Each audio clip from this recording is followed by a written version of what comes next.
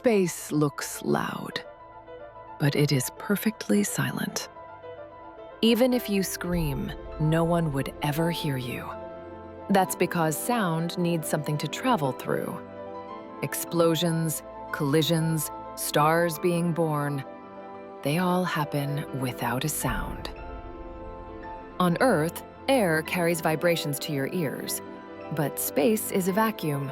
There is nothing to carry them. No air, no pressure, no sound. That's why space isn't just empty. It's silent in a way the human mind was never meant to experience.